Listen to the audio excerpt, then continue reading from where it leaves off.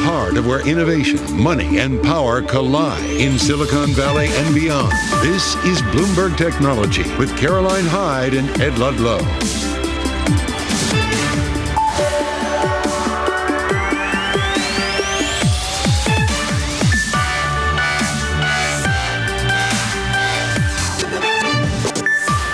I'm Caroline Hyde at Bloomberg's world headquarters in New York. And I'm Ed Ludlow in San Francisco. This is Bloomberg Technology. Coming up, Elon Musk, he lashes out at the state of financial markets. We'll break down the billionaire's comments and get an outlook for tech stocks in the new year. And an $80 billion rout underway in China as Beijing imposes new curbs on gaming. We'll break down the implication for the country's giant internet sector. Plus, we talk all things AI as ChatGPT ends the year with a long list of new competitors. What will 2024 bring?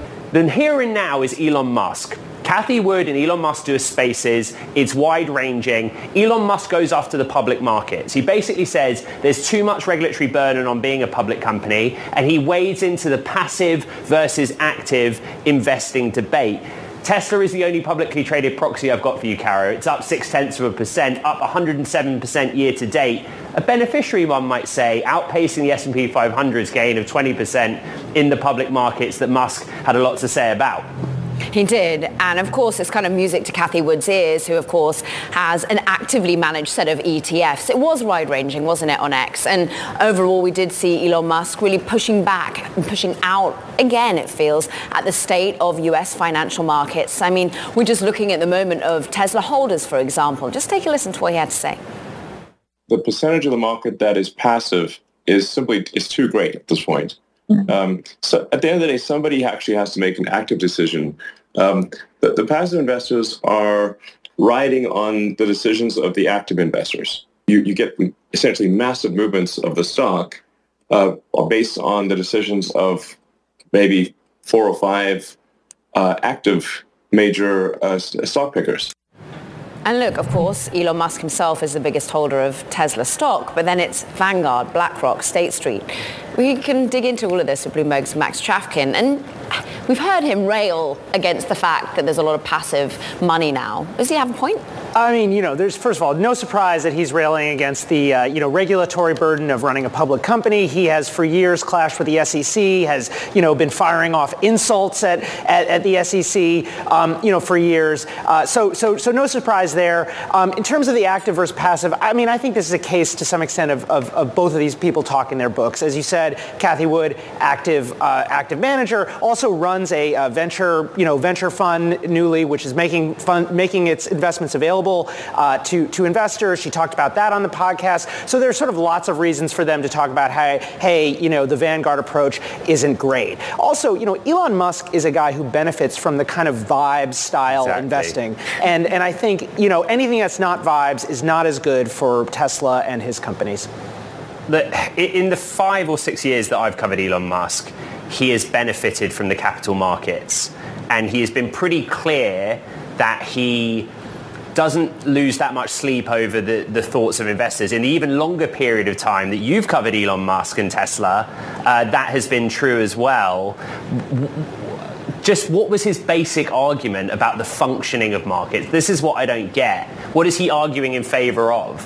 Well, I mean, he's tapping into kind of a long-running critique about the power of money managers, which is not something exclusive to Tesla. I mean, the point is that a lot of investors are investing money with these big asset managers. Therefore, these big asset managers tend to sort of all herd together. And, honestly, it's not a particularly novel argument or one that I think holds a ton of water. Obviously, these funds have done very well for most people. And as you say, Ed, Tesla and Elon Musk has done incredibly well thanks to the capital markets, which he did acknowledge, at another part of this X Spaces event. He acknowledged that one of the reasons you put up with this regulatory burden, of course, is because the amount of capital that he has access to on the public markets is way greater than on a private market.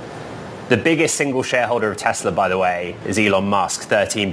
Then it's Vanguard, BlackRock, and State Street, HDS on the Bloomberg. Bloomberg's Max Chafkin, thank you so much for joining us this Friday. Let's stick with the public markets and get a broader outlook on the technology sector into 2024. Denise Chisholm, Director of Quantitative Market Strategy at Fidelity Investments. Fantastic to have you on the show this Friday. Just real quick, let's get your take on Mr. Musk's view of active versus passive, the influence in the markets. What do you make of that?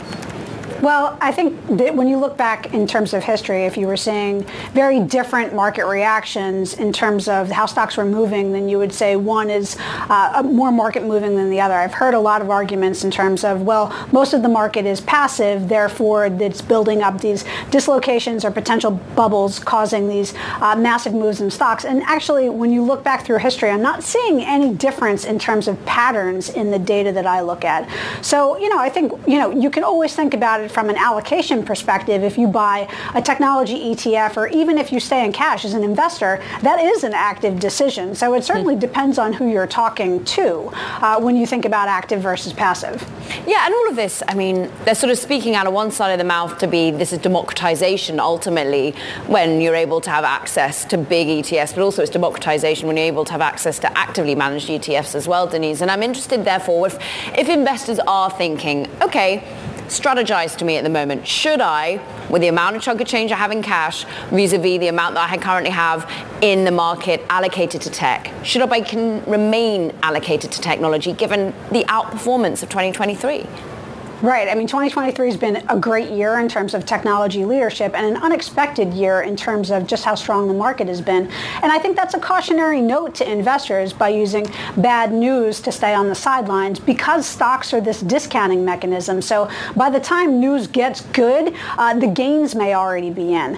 But I will say, as we approach 2024, I think that I'm still looking at some constructive signals. One, on the earnings front, both in technology and for the broader market, a lot of things in terms of that we saw costs increase and costs take down corporate profit margins over the course of the last year seems to be unwinding, with unit labor costs decelerating and the PPI relative to the CPI also decelerating. And that's one of the reasons why technology stocks have done so well, even though earnings hasn't been quite very strong. And it's usually when you see stocks move ahead of the earnings, which to most people in the market, that's, well, wait, if the stocks moved ahead of earnings, then maybe that creates a negative risk reward. But when you look back through history, stocks more often than not, which is not to say every time, actually get it right. And mid-cycle earnings tend to be higher if the stocks move first. And I think that that's part of what you're seeing in technology, which is a constructive outlook and a positive risk reward despite the leadership we've seen as we approach 2024.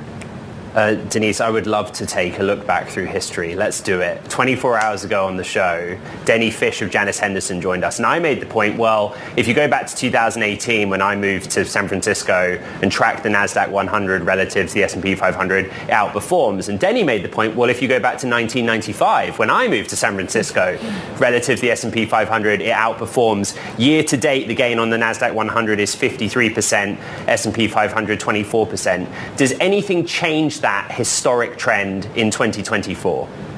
What you see, what you're talking about is essentially a, statistical concept of thrust, meaning that did this massive momentum, are you more likely to sell that or are you more likely to buy that? And this is true specifically in the numbers that you were just talking about, but even in the broader S&P, 6 weeks increasing on a weekly basis, that's a rare signal. And is that rare signal better or worse? And what you find in history is the more thrust you have or the better something has done, the more likely it is to continue to do well in the future. The concept of momentum is well explored, but I think that most people want to sell that momentum, where actually statistically, and again, this is not to say that 100% of the time it works, but the more you've seen something move, the more likely the market is right that there is a potential catalyst coming up. And one of those catalysts, I do think, is the increase in earnings that we're likely to see over the course of the next 12 to 18 months. Okay, so if you've got the capacity to, and you're not just finding exposure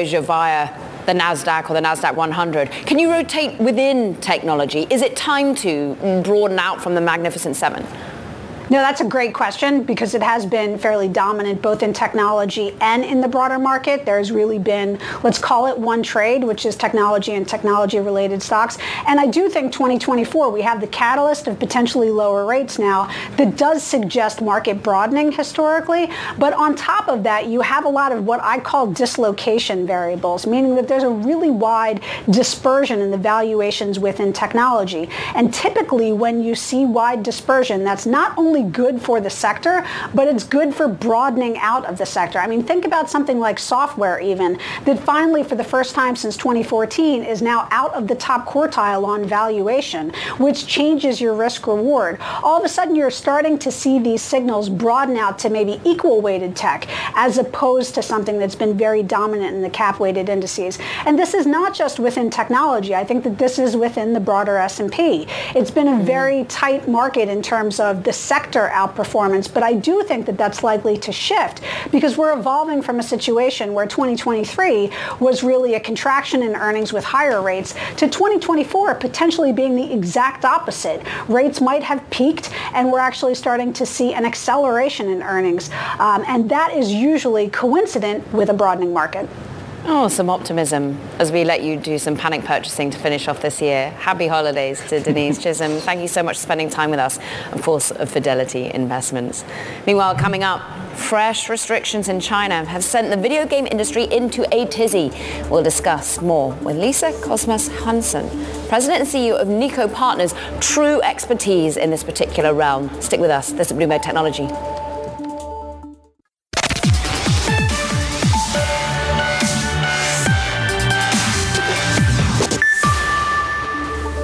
Time for Talking Tech. And first up in the news, Lionsgate Entertainment is merging its studio business with special purpose acquisition company Screaming Eagle. The new entity will trade on the Nasdaq in a deal that values the business at $4.6 billion, including debt. Premium cable channel Starz is not included in the deal.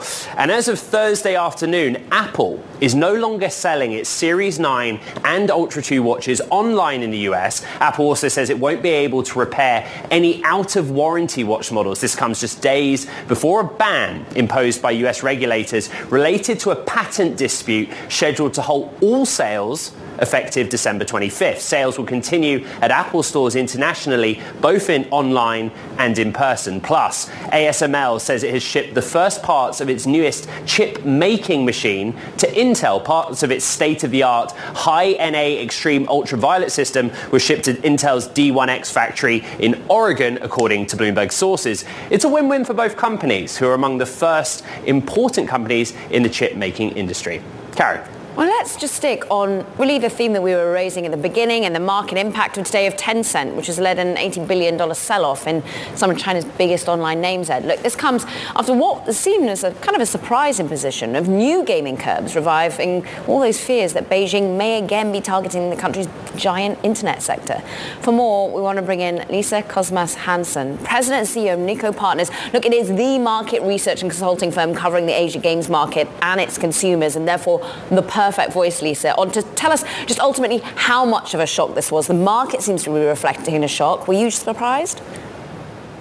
Yeah, I'm based in California, and I woke up this morning a little bit surprised to see all this news coming through. And I saw that the market value of Tencent and some of the major game companies were declining. I think that some of that is a knee-jerk reaction, and I'm a little bit surprised by the severity that the markets have applied to this new regulatory kind of discussion, because it's not even a final set of regulations yet. There's still going to be a month of discussion and input from the industry. And for the most part, the regulations that were quote unquote announced have already been in place for quite some time. They are draft rules, and the aim is to essentially limit the amount of time that a player can spend on a particular title logged in to a particular online game. It all goes back to the rationale. Why is the top regulator doing this? Yeah. Well, the National Press and Publications Administration, the NPPA, is the regulator in China that monitors and regulates all of the games world effectively, although there are several other regulators that touch the space for internet cafes and esports and so much more. But the NPPA has put out these measures for the administration and protection of online games, and frankly, I don't know if that's the exact title, but I think that's something similar to that we were reading through this morning. And those measures do not all deal with the amount of time people can spend on games. There's a lot of regulations around the protection of youth, which have already been in place since September 2021, when there was a big push to overhaul how youth gamers under age 18 in China can interact and spend time on games. Some of the measures that were discussed in today's document are sort of a repeat of those, and there are some new ones that might impact adult gamers, primarily around there might be some limits on the total spending on loot boxes and on the trading of in-game items between people or via the platform that they come from. But again, there is no defined limit set yet. And while there are 710 million gamers in China and $47 billion in revenue, and by our estimation, rising to $57 billion over the next few years, some of that revenue might be impacted by these new rulings, but we really don't know what it is yet. Yeah. So at the moment, maybe a knee-jerk reaction, Lisa. Are the right names being impacted by the knee-jerk reaction? We did see Ubisoft. We did see some other, not just purely Chinese-focused names being wrapped up in all of this. Well, Ubisoft should actually be on the positive, because today, at the same time that these new regulations, the draft of them was announced, the Chinese government did the world a favor and also announced the approval of 40 imported titles for ISBN licenses. And that is a coveted license. And it brings the total this year to, I believe, 98 imported games approved, which is higher than last year and the year before and the year before that. So it's actually quite positive. And Ubisoft is one of the game companies that had a title approved. And I think that was called Horizon's Phoenix Rising. And so Ubisoft, if anything, should be benefiting from today's announcements rather than get hit by it. Thanks to Lisa Cosmas-Hanson, President and CEO of Neoco Partners. Just such a deep knowledge of the video games industry globally, but particularly in China. Thank you so much. China tech is under more scrutiny. The US Commerce Department is set to begin gathering information of legacy semiconductors made in China to understand just how reliant the US is on Chinese-made chips. Joining us with the latest, Bloomberg's Mackenzie Hawkins, normally of DC, but in San Francisco. Actually, while you and I were asleep overnight, the Chinese government responded to this issue. What did they have to say? So what we saw out of Washington over the past couple of days is the Biden administration is weighing tariffs on older model semiconductors produced in China. Now, the Chinese said that would actually hurt the U.S., that would undermine free markets and fair competition. Of course, the U.S. doesn't see China as a market-based actor and a fair player itself, which is the reason that Washington is considering pursuing duties. So let's talk about that behavior that, once again, Gina Raimondo is really responding to. The worry here is what? They're sort of flooding the market with cheaper goods? Exactly. So the U.S. has introduced controls on the most advanced cutting-edge semiconductors in China, which are the components that power everything from your phone to your car to weapon systems. But older generation chips, which are still essential to the global economy, Beijing has doubled down on production of those. And the worry is that Chinese chip makers could undercut their competitors with cheaper prices or use that technology as a choke point that could gutter the U.S. economy and really send the entire world into a tailspin if China decides that the U.S. and its allies can't get Chinese goods. What you have been reporting on consistently is that tariffs and prohibitive action goes hand in hand with subsidy. And what the US is trying to do is onshore an entire industry. And they're realizing, it seems, that they're going to have to take action on exports and imports at the same time to be competitive. Exactly. So it was actually a shortage of legacy chips during the COVID pandemic that spurred Washington to enact the CHIPS Act, which puts $100 billion of subsidies on offer for chip makers, trying to convince them, hey, let's manufacture these critical electronic components here. And the U.S. is doing a similar thing with electric vehicles and other clean energy technologies through the Inflation Reduction Act, which is Biden's signature climate law. Now the U.S. is weighing tariffs on a lot of the goods that they're subsidizing manufacturers to make in the U.S., worried that Chinese companies could undermine that effort. The tits, the tats that go on. Mackenzie Hawkins, we thank you so much for really covering what is, of course, the ongoing narrative and has been throughout the year of 2023.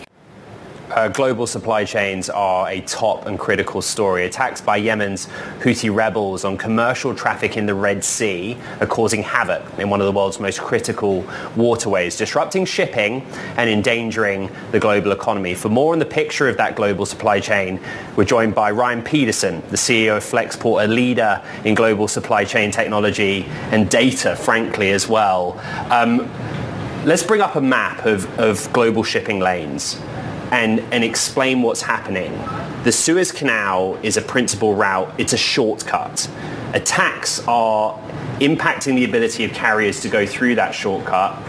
What is the net result that you're seeing? Yeah, and you're seeing an effect, especially in the container shipping lines, where there's effectively no container shipping lines transiting through the Red Sea right now. So you see a lot of dots that are going through there, but these are other kinds of shipping lines. But the ocean containers, this is what carries most of the goods that you buy, finished goods traveling in containers, have decided it's just not safe for crew member safety. One of them got hit with a missile, two got narrowly missed, and these companies said it's not worth it, both the insurance premiums, but also just crew member safety. And so they're going around. The impact is, the easiest way to think about it is, well, it's a 25% longer journey. Right. And now, of course, that's delayed, but it's less about the delays than it is that's a reduction in supply of ships, because you now need more ships to service the trade lane. Is it 25% more ships? In our Bloomberg reporting, Flexport has shared data on some of those diversions, right? Around 180 vessels finding an alternative route. Just explain why Flexport tracks that data. Oh, well, we're one of the largest freight forwarders in the world, and so we're technology platform based. Essentially. Yeah, it's a platform for shipping cargo around the world, and so one of the things that makes people choose Flexport is we do a good job of monitoring where the cargo is, and we use satellites for that. We also use integrations with the carriers. One interesting point about technology here is, like, a lot of the ships that are transiting the Red Sea or that are near that area have turned off their satellite transponder. So because they don't want to be targeted by the rebels, can use the same data. So at the exact moment you'd like to see where's the ship, what's going on, it disappears from your system. So, but a 25% reduction in supply can lead to a huge swing in price. We're seeing prices between 3 to 4 times higher for shipping from Asia to Europe on ocean freight. And that's a big impact on the price of consumer goods. We talk about inflation. Maybe people think it's under control, but all of a sudden you have these new factors that weren't accounted for. And we've seen the price of oil tick up a bit, Ryan. What about the impact on your own business? Because many would say during the supply chain headaches, if that puts it lightly, of what occurred during 2020, 2021, well, that was a boon time for Flexport. How does it ultimately impact you? Well, at the end of the day, we're trying to serve our customers and do a good job. So when prices go way up, they have to pay more. And, of course, that is what it is. It's price. It's out of your control. But it creates a lot of chaos. And, because imagine that ship that got hit with a missile, for example, the MSC ship, the Palladium 3, it got hit just off the coast of Yemen with a missile. Well, it was meant to go to Barcelona and pick up 4 containers for a Flexport customer and bring them to Morocco next week. That's happening en masse on every ship that got diverted. Have to replan every schedule. So teams are kind of working overtime right now trying to keep up with this and do a good job for our customers. That's what they pay us to do, is make sure their cargo arrives on time, or if not, that they're well informed about what's going on. And a lot of that customer relationship is something that you were really focused on when you came back to the helm of Flexport, something you thought had perhaps been sacrificed during your transition. Ultimately, how are your employees engaged at this moment? How are they feeling? They've had, well, a relatively turbulent time, to put it lightly, of 2023. Yeah, well, it's been a tough time for the last decade in global shipping. There's always ups and downs and chaos. We get pretty energized when there's something like this where you see, hey, the entire reason that we're here is to help people move cargo around the world and identify where it is, when it's going to arrive, get them accurate data. So we had a team of engineers worked all weekend to completely update our product so that we turn every container ship orange on our map now. So if it's going around, if it's diverted or delayed because of the Suez crisis, it turns orange. That was kind of Herculean effort by our technology teams working all weekend, and that's what energizes us and makes us really proud to be in this business. And so Ryan, you're back at Flexport as CEO. When last you were on the show, you joined us as a new member of Founders Fund's team. Dave Clark then left Flexport and you went back to being CEO of Flexport. Explain how you manage your time between the two and what you're doing mostly. Yeah, so I'm still on the team at Founders Fund as well as a venture partner there. Been mostly focused on Flexport. Flexport's a major holding for Founders Fund, and I think they understand where I'm at right now. Is like got to get Flexport going in the right direction. We're well ahead of our goals, so we feel good about that. Founders Fund is a place where we're very patient, looking for the perfect deals. We're not out here the most active investor in the world.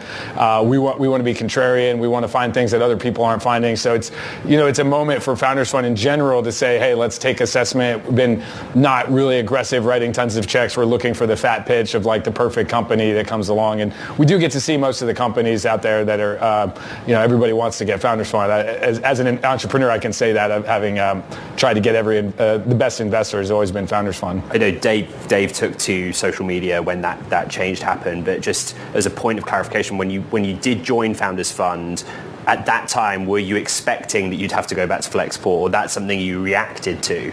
No, I think it wasn't. It was sort of a board decision that happened a couple months after I'd been at Founders Fund, and realized, hey, the Flexport needs to get more customer-centric, needs to really focus on, to grow in freight forwarding, it's a B2B business to business. It means you have to spend a lot of time with your customers, and I think that was something that we weren't seeing enough of, and that's why I came back to Flexport to go really reignite that culture of Flexport of customer obsession.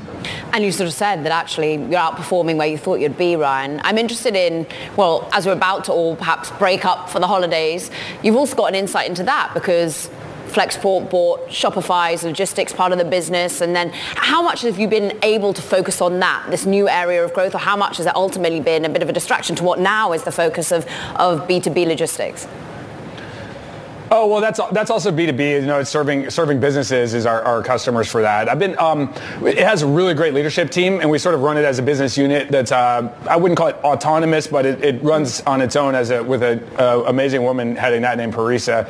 And she runs that, but I work with her almost every day on strategies and how do we cross-sell that into our core customer base for the freight forwarding business and vice versa. So no, it's not a distraction at all. It's really part of the end-to-end strategy of taking goods all the way from a customer's factory now into consumer stores and to retail stores and do that on an end-to-end basis. And with things like the Suez, you see how powerful that is because if you're just sitting there running a fulfillment center, there's no inventory, you don't know when it's going to arrive, you're not connected all the way back and able to reroute things and plan things and make sure the cargo gets where it needs to be.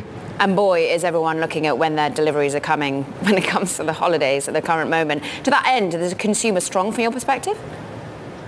Seems to be.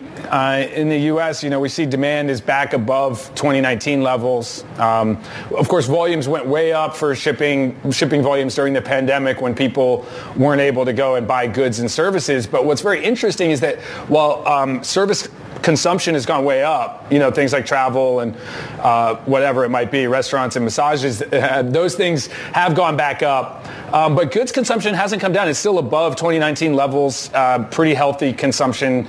And a lot of people predicted, goods is going to come down as these services go up. But actually, services have gone up and goods have stayed strong. So, yeah, the consumer seems to be pretty healthy in the United States.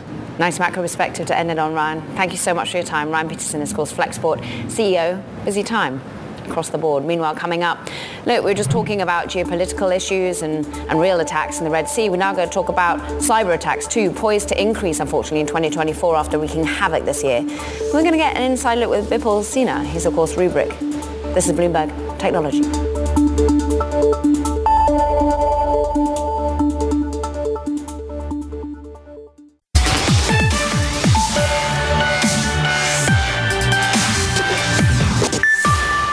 Recent reporting from the Washington Post has detailed how the Chinese military in particular is ramping up its ability to disrupt key American infrastructure, including power, water utilities, as well as communications and transportation systems. And this year alone, cyber attacks have wreaked havoc across several industries, not to mention healthcare, for example. Rubrik CEO Bipul Sinha is here with us to really talk about, well, the data that you focus on. Of course, you're focusing on data management, recovery from ransomware attacks. You're also thinking about how it can accelerate cloud mobility. It feels as though it's a bit of a murky outlook for 2024 when it comes to cybersecurity. What has happened is that everybody is realizing that cyber attacks are inevitable.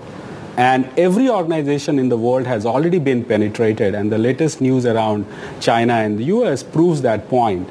So everybody has to think about how do they plan to prepare to recover and be resilient against cyber attacks, be it is nation-state actors or somebody's board in their basement attacking large corporations. And that's the landscape we are looking at for the next year. Let's spare a thought this holiday season, Caroline, for the CISO or the CIO. And I'm not talking about Chief Investment Officer. Here on Bloomberg Technology, we're talking about Chief Information Officer, right? If something goes wrong, they're the first people you blame in the context of a cyber attack. Bipul, is the CISO, Chief Information Security Officer or CEO, going to be the hero of the C-suite in 2024? I personally believe that the CIOs and CISOs job is merging because there is no IT without security. And if you look at the evolution of the job of the CIO is to put together a set of services for the business to reduce the risk. And CISOs plays a major role. But the challenge is that the cyber has emerged to be a big risk. And the couple of latest cases where CISOs have been personally responsible for cyber attacks. So in some ways they are the heroes as well as they are the victim.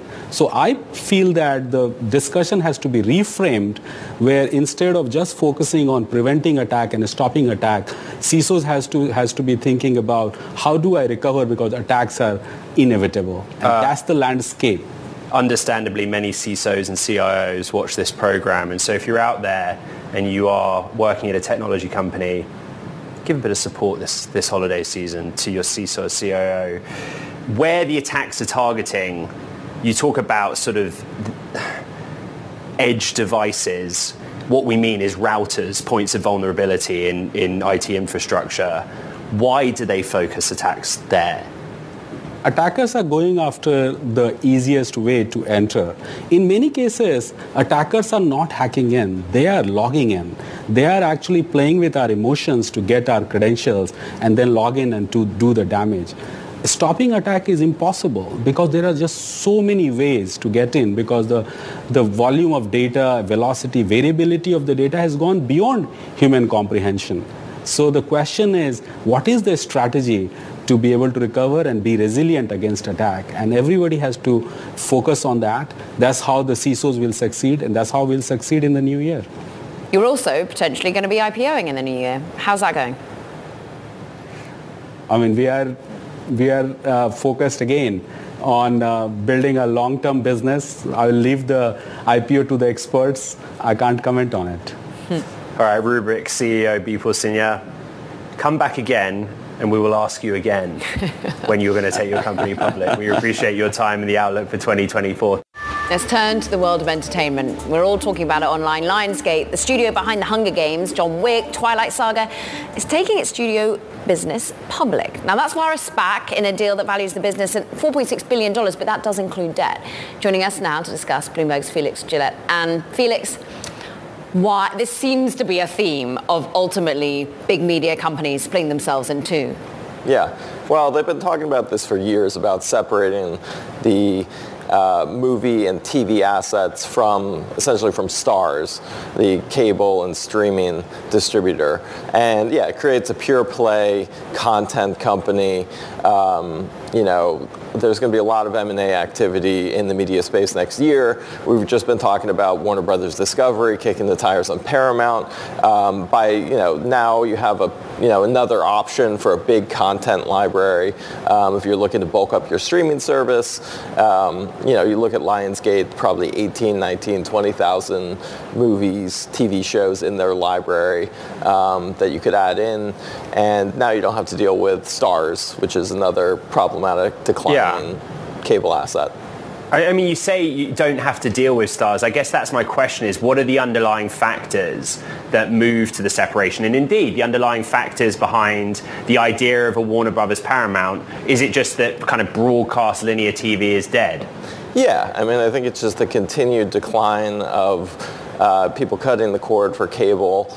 Also, TV advertising, is also going downward. So what do people want? Well, the studio, Lionsgate, you look at their box office this year, they did great. They had 2 really big hits.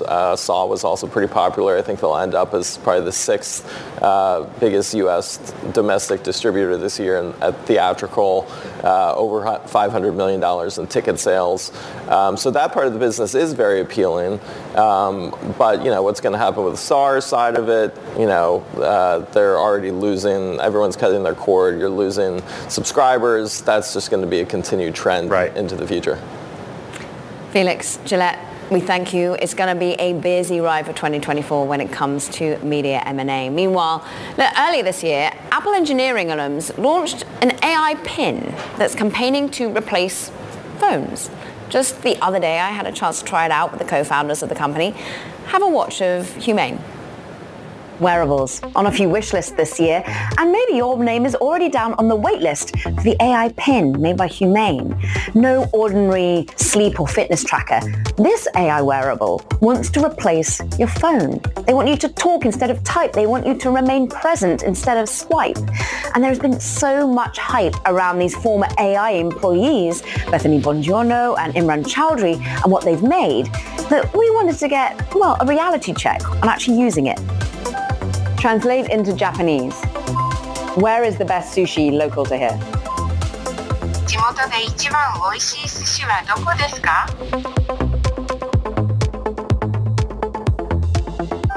Capture this. The husband and wife team hope that the AI pin will be in consumers' hands early 2024. And look, if it's as easy as it seems, I'd be interested in having it, but alongside my phone. Because for now, I think it's pretty hard to prise yourself away from the screen fully. Look, their apps of music and search are great, but what about payments? What about other apps that we interact with? For now, I think you're going to have both. And Ed, when we think about the hype behind these former Apple employees, the hype was backing from Sam Altman himself. The hype was hundreds of millions going towards them before the actual concept became a proof point. Now they've actually got to get these things into consumers' hands. The theory is by early next year. I think it's interesting, right? Which do you go to, the touch and voice or the hand hologram? Both? It's hard to see. Let's stick with AI. A growing list of competitors emerged this year to take on ChatGPT. What can we expect for next year, 2024? Joining us now is Bloomberg's Shireen Ghaffari. There is a long list. You wrote about them in your newsletter. Where do you want to start? There are many competitors out there. Yeah, I'll say just, to lay the groundwork here, the real game changer was when these open source AI models started to come onto the scene. And so first we had Meta release Llama and then Llama 2. And now we have a new buzzy French startup, Mistral, that's launched its own open source model. And what those do is allow really anyone for free to download a very similar technology to what OpenAI has, albeit it's some people say 6 months or a year behind the closed source models, the proprietary ones. But that's really enabled this whole wave of new startups that are not just building on top of OpenAI's API, but they're actually, manufacturing these LLMs.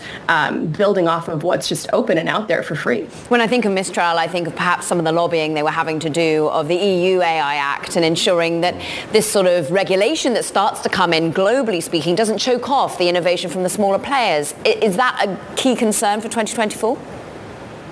Yeah, absolutely. There's a real divide in the AI industry right now about whether there should be regulation on open source models. Of course, the regulatory concern there is that if anyone and everyone can develop an AI model, could then it be used, for something that's harmful? Could someone go and use that to create a novel virus and unleash it on the world? Could it, someone make it and start having the code delete itself or replicate itself? Now, I would say these are all very hypothetical scenarios, and I think the open source community would say that that's all way too hypothetical of a risk for us to actually worry about right now. Shirin Ghaffari, it's a great story to end the year on. We thank you very much indeed. That does it for this edition of Bloomberg Technology for what a year. 2023. I mean, what a year 2023. 2024 is going to be even bigger. Recap on the podcast. A big thanks to all that listen. From SF and New York City for 2023, this is Bloomberg.